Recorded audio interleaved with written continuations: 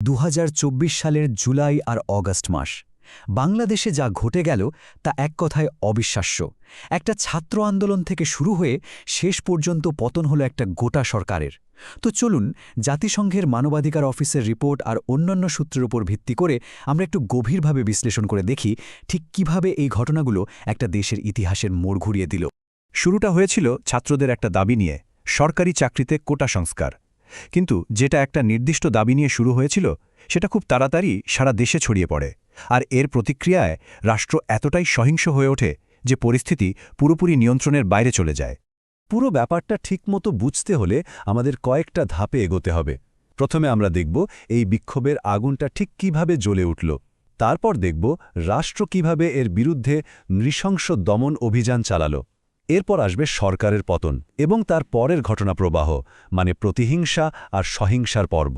আর সবশেষে আমরা বোঝার চেষ্টা করব এর পেছনের ঐতিহাসিক প্রেক্ষাপটটা কি।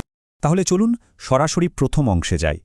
এই যে কোটা আন্দোলন, এটা কি আসলেই শুধু চাকরির জন্য ছিল, নাকি এর পেছনে আরও বড় কোনো কারণ লুকিয়েছিল? আন্দোলনের সূত্রপাত কিন্তু হয়েছিল ৫ই জুনের একটা আদালতি রায়কে ঘিরে, যেখানে মুক্তিযোদ্ধাদের বংশধরদের জন্য সরকারি চাকরিতে ৩০% কোটা আবার ফিরিয়ে আনা হয়। কিন্তু এটা ছিল বলতে পারেন আগুনে ঘি ঢালার মতো। জুলাইয়ের মাঝামাঝি সময়ে এই রায়কে কেন্দ্র করেই সারা দেশে ছাত্র বিক্ষোভ একেবারে তীব্র হয়ে ওঠে। কিন্তু জাতিসংঘের মানবাধিকার অফিসের রিপোর্ট বলছে আসল কারণটা আরও অনেক গভীরে। এই বিক্ষোভগুলো আসলে বহু বছর ধরে মানুষের মনে জমে থাকা ক্ষোভের একটা বহিঃপ্রকাশ ছিল। এর মূলে ছিল লাগাম ছাড়া দুর্নীতি, ধনী গরিবের মধ্যে বাড়তে থাকা বৈষম্য আর রাজনৈতিকভাবে কথা বলার অধিকারের অভাব। আন্দোলন যত বাড়তে থাকল, রাষ্ট্রের প্রতিক্রিয়াও কিন্তু ততই সহিংস হয়ে উঠল। চলুন দেখি সেই দমন অভিযানটা ঠিক কতটা ভয়াবহ ছিল। এটা কোনো বিচ্ছিন্ন সহিংসতার ঘটনা ছিল না। জাতিসংঘের তদন্তকারীরা পরিষ্কার প্রমাণ পেয়েছেন যে ভিন্ন মতকে একেবারে গুড়িয়ে দেওয়ার জন্য একটা সমন্বিত এবং পরিকল্পিত অভিযান চালানো হয়েছিল। আর এই ছবিটা দেখুন, এটা দেখলেই বোঝা যায় পরিস্থিতিটা কী ছিল। একদিকে একজন একা নিরস্ত্র প্রতিবাদকারী, আর অন্যদিকে দেখুন অ্যাসল্ট রাইফেল হাতে পুরোপুরি প্রস্তুত পুলিশ। ক্ষমতার ভারসাম্যহীনতাটা একেবারে স্পষ্ট। জাতিসংঘ যে তালিকাটা তৈরি করেছে সেটা বেশ লম্বা আর ভয়ঙ্কর। কি ছিল না সেখানে? বিচার বহির্ভূত হত্যাকাণ্ড, ছাত্রনেতাদের যখন তখন তুলে নিয়ে যাওয়া, অক্ষথ্য নির্যাতন, এমনকি নিজেদের কুকীর্তি ঢাকতে ইন্টারনেট পর্যন্ত বন্ধ করে দেওয়া হয়েছিল। আর এই দমন অভিযান কিন্তু শুধু ছাত্রদের ওপরই হয়নি। টার্গেট করা হয়েছিল সমাজের একটা বড় অংশকে। বিক্ষোভে যোগ দেওয়া হাজার হাজার সাধারণ মানুষের মধ্যে নানা পেশার মানুষ ছিলেন, নারীরাও ছিলেন। কাউকেই ছাড় দেওয়া হয়নি। এখন প্রশ্ন হল, এই যে হাজার হাজার মানুষের কথা বলছি, এই ঘটনাগুলোর সত্যতা আমরা কিভাবে যাচাই করব? আচ্ছা, জাতিসংঘের ফ্যাক্ট ফাইন্ডিং মিশন কিন্তু ঠিক এই কাজটাই করেছে। তারা হাজার হাজার ছবি আর ভিডিওর ডিজিটাল ফরেনসিক বিশ্লেষণ করে এই তথ্যগুলো বের করেছে। এর মধ্যে কিছু প্রমাণ এতটাই ভয়াবহ যে বিশ্বাস করা কঠিন।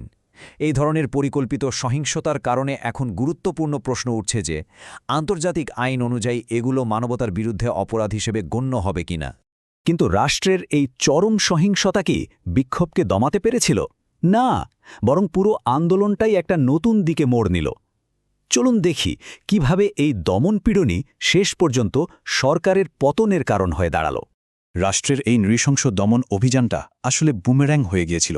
সারা দেশের সব প্রতিবাদী মানুষ একটা দাবিতে এক হয়ে গেল, আর সেই দাবিটা ছিল একটাই, প্রধানমন্ত্রীর এবং তার সরকারের পদত্যাগ।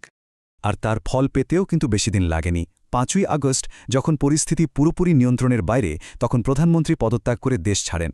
বছরের পর বছর ধরে ক্ষমতায় থাকা সরকারের পতন ঘটল। দেশের রাজনীতিতে এটা ছিল এক নাটকীয় মোড়। কিন্তু একটা সরকারের পতনেই কি সব সমস্যার সমাধান হয়ে যায়? আসলে পুরনো সরকারের বিদায়ে দেশে শান্তি তো আনেইনি, বরং জন্ম দিয়েছিল এক নতুন ধরনের সহিংসতার। সরকারের পতনের পর দেশ জুড়ে যে ক্ষমতার একটা শূন্যতা তৈরি হল, তাতে শুরু হল প্রতিহিংসার এক ভয়ঙ্কর খেলা। জনতা সাবেক সরকারের সাথে যুক্ত কর্মকর্তাদের খুঁজে বের করতে শুরু করে। শুরু হয় প্রতিশোধমূলক হামলা, যা অনেক ক্ষেত্রেই ভয়াবহ রূপ নেয়। এই বিশৃঙ্খলার সুযোগ নিয়ে অনেকে আবার পুরনো শত্রুতার প্রতিশোধ নিতে শুরু করে। জাতিসংঘের রিপোর্ট অনুযায়ী হিন্দু, আহমদিয়া, মুসলিম এবং আদিবাসী সম্প্রদায়ের মতো সংখ্যালঘু গোষ্ঠীগুলোকে টার্গেট করা হয়, যা আসলে দেশের ভেতরের জটিল সামাজিক বিভেদটাকেই চোখে আঙুল দিয়ে দেখিয়ে দেয়। তো এখন সবচেয়ে বড় প্রশ্নটা হলো, এই যে এত ঘটনা ঘটল, এগুলো কি হঠাৎ করে একদিনে হয়েছে, নাকি এর পেছনে আরও লম্বা কোনো ইতিহাস আছে?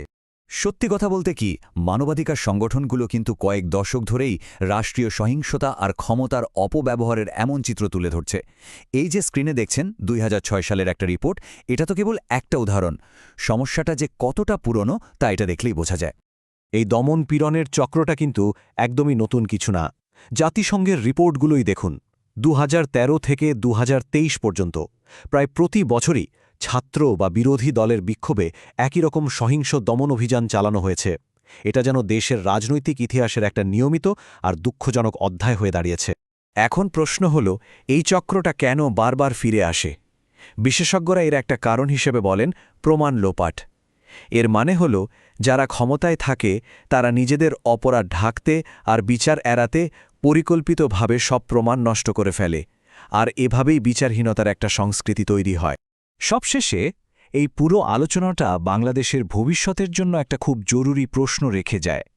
এই যে সহিংসতা আর বিচারহীনতার একটা ভয়ঙ্কর চক্র তৈরি হয়েছে, এটা কি আদৌ ভাঙা সম্ভব? আর একটা সত্যিকারের জবাবদিহিমূলক ব্যবস্থা তৈরি করতে ঠিক কী করা প্রয়োজন?